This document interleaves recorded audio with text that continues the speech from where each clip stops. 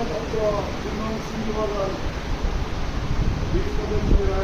সহযোগী আমাদের ভাইরা অবস্থা যাচ্ছেন যে ভাইরা মা একটি কথা আপনাদের কাছে বলতে চাই, সেটা হলো আপনারা জানেন আমরা যে নামাজ এখন করেছি এটা হুকুম কাজ, রোজার এই যে একটা হুকুম কাজ ছিল আল্লাহ, আমরা অনেকে করেছি হুকুম কাজ ছিল আল্লাহর।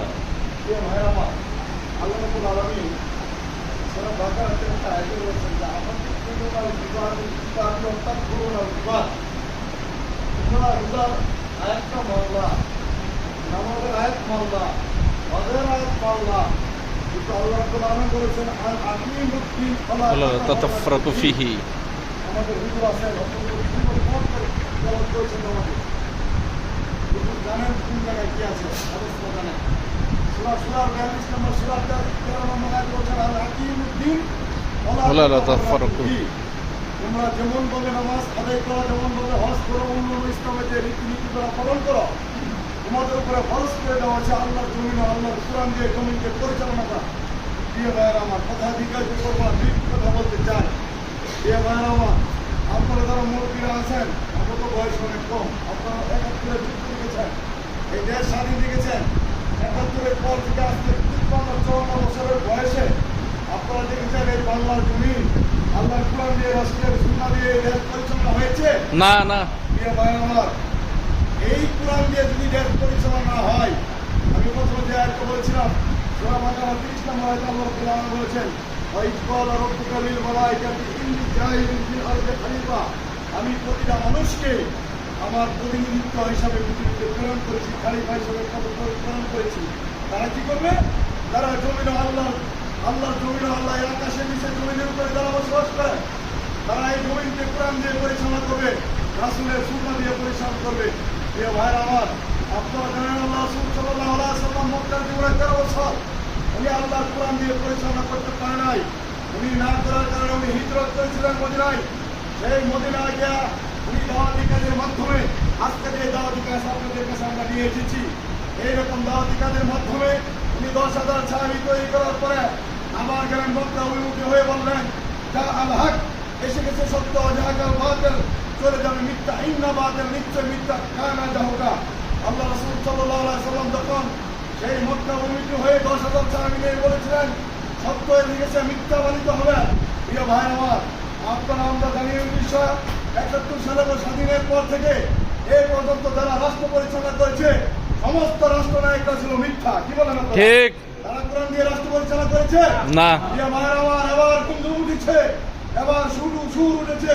বাংলার টেকনাফ থেকে তেতুলিয়া, রূপসা থেকে পাথুরিয়া সমস্ত মানুষ বলেছে যে আমরা চাঁদাবাজকে দেশে দেখতে চাই না, আমরা সন্ত্রাসকে দেখতে চাই না, আমরা মানুষের টাকা আত্মসমর্পণকারীকে দেখতে চাই না। যারা আল্লাহর জমিন, আল্লাহর কোরআন দিয়ে পরিচালনা করতে চায়, আলেম ওলামারা দেশ পরিচালনা করবে, সেটাই হলো আমাদের নীতি। আল্লাহ রাসূল চলে গিয়েছেন, বলে গেছেন যে আমি চলে যাব, রেখে যাবো কাকে? আর উলামা ওয়ারাসাতুল আম্বিয়া, আমি ইমামদেরকে রেখে যাব। ইমামরা যেরকম বলেন নামাজের ইমাম, তারা সমাজের ইমাম হবে। ঠিক ঠিক। আজকে আমরা তাদেরকে নামাজি ইমাম মানি, কিন্তু সমাজী ইমাম মানি না, দুর্ভাগ্য। প্রিয় ভাইরা আমার, আমরা কি চাই না ইমামদেরকে সমাজের ইমাম মানার জন্য? চাই। রাষ্ট্রের ইমাম মানার জন্য চাই। যদি আমরা সমাজ থেকে আল উলামা ওয়ারাসাতুল আম্বিয়া আমাদের আলেমদেরকে ইমাম মানতে পারি, তাদেরকে আমি এই জমিন থেকে তাদেরকে সমর্থন করে ভোট দিয়ে তাদেরকে ভালোবেসে তাদেরকে আমরা সংসদে পাঠাতে পারি, তারা কোরআন বিরোধী কোনো আইন করবে না, তারা মানুষের রচিত কোনো আইন তৈরি করবে না। প্রিয় ভাইয়েরা আমার, আল্লাহ যে বিধান দিয়েছে ইনিল হুকমু ইল্লা লিল্লাহ, তারা বলছে যে হুকুম যার, সৃষ্টি যার, আইন চলবে তার। আজকে কি আমাদের এই জমির আল্লাহর আইনে চলে না? প্রিয় ভাইয়েরা আমার, অথচ দেখেন আজকে যদি মানুষে আইন তৈরি করেছে, আল্লাহ বলছে যে আমি পৃথিবীতে মানুষ সৃষ্টি করেছি, পাশাপাশি আমি একটা আইন তৈরি করে দিয়েছি।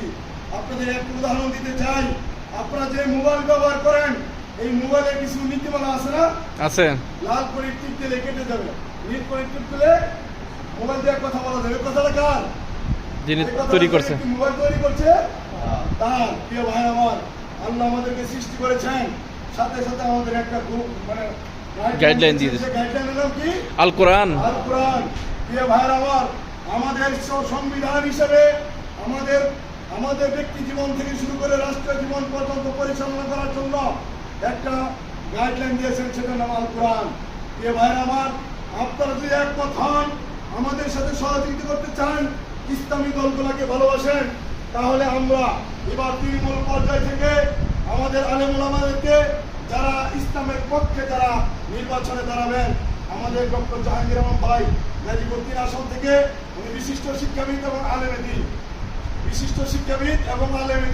উনি এই আসন থেকে নির্বাচন করবেন।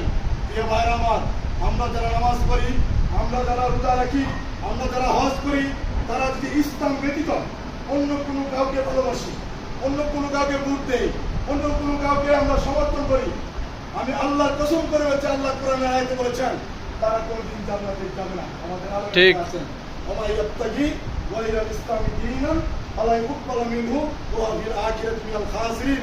সূরা আল ইমরানের 85 নম্বর আয়াতে বলেছেন, ইসলাম ব্যতীত অন্য কোনো জায়গায় সমর্থন করলে, অন্য কাউকে ভালোবাসলে, অন্য কাউকে ভোট দিলে, কাল কিয়ামতের দিন আল্লাহ আপনাদেরকে জাহান্নামে ফালাবেন, আপনাদেরকে গ্রহণীয় করবেন না।